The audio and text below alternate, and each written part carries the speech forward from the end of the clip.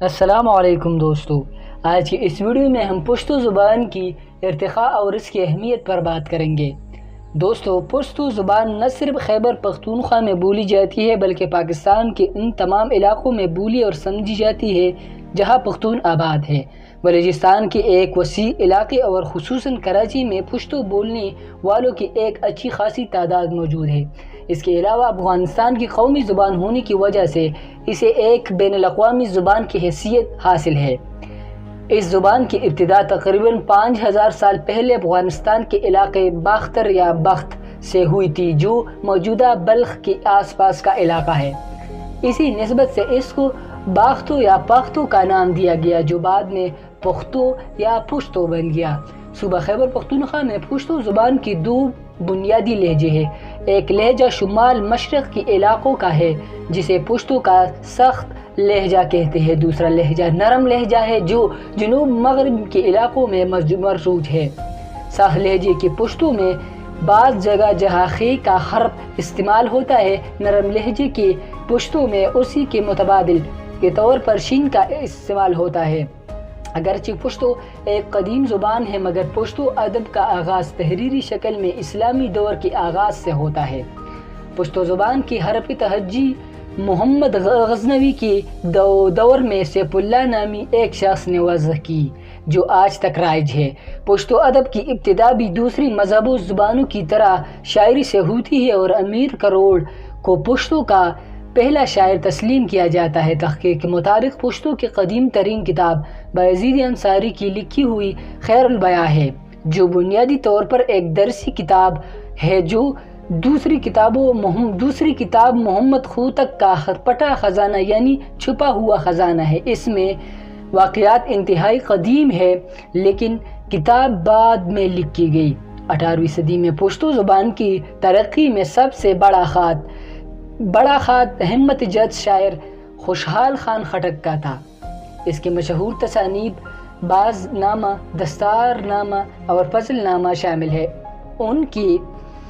ان کی شاعری عشق حقیقی و مجازی، تصوف، خرید اور بہادری کی مصنوعات پر مبنی ہے۔ پشتو زبان میں شاعری کے حوالے سے دوسرا بڑا نام حمزہ بابا کا ہے۔ حمزہ بابا ایک فقیر صفت شاعر تھے جن کی شاعری کا موضوع عشق حقیقی اور تصوف تھا۔ ان کی اشعار میں وضح، نصیحت اور عنصر نمایاں ہے۔ ان کے کئی اشعار لوگوں کو زبان یاد ہے۔ برصغیر میں انگریزوں کا اقتدار قائم ہونے کے بعد پشتون زبان کو کچھ عرصے تک نظر انداز کیا گیا، مگر بعد میں انگریزوں نے پختون علاقوں کی حساس نوعیت اور اہمیت کے پیش نظر اس زبان کو نہ صرف خود سیکھنے کی ضرورت محسوس کی بلکہ انہوں نے اس زبان کی خدمت بھی کی۔ بعض انگریزوں نے پشتو زبان میں کتابیں بھی تحریر کی جن میں میجر اروٹی کا نام سر فہرست ہے۔ 1930 کی دہائی میں پنجاب یونیورسٹی نے پشتو زبان میں مہارت کے امتحان لینے شروع کر دی، جبکہ 1937 میں خیبر پختونخوا کی صوبائی حکومت نے پرائمری سطح پر پشتو کو نصاب میں بطور مضمون شامل کیا۔ تعلیمی میدان میں پیش رفت کے باوجود پشتو میں علمی اور ادبی کتابوں کی کمی محسوس کی گئی، جو اس زبان کی ترقی کے لیے بے حد ضروری تھی۔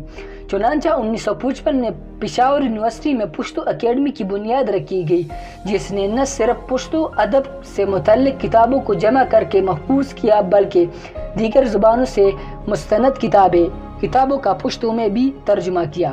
تو اکیڈمی نے پشتو کی نایاب کتابوں کو تلاش کر کے ان کی ترتیب اور تدوین کی اور انہیں شائع کیا۔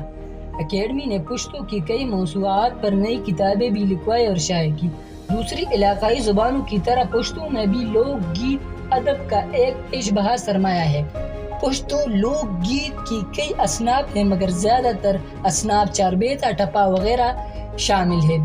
پشتو شاعری میں غزل گیتوں کی حوالے سے ایک بڑا نام امیر حمزہ شینواری کا ہے، جنہوں نے پشتو شاعری میں غزل کو بڑی ترقی دی اور اسی وجہ سے انہیں بابائے غزل کہتے ہیں۔ پشتو نثر میں زیادہ تر کام 20ویں صدی میں ہوا۔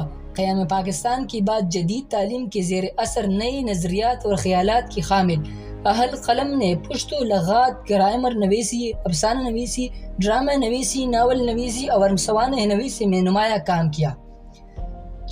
دور جدید میں پشتو ادب کے حوالے سے چند بڑے نام: امیر حمزہ شینواری، سمندر خان سمندر، قلندر مومند غنی خان، رحمت شاہ سہیل، پریشان خٹک، ڈاکٹر محمد اعظم، محمد ہمایوں ہما، زیتون بانو اور اسلم شاہین ہے۔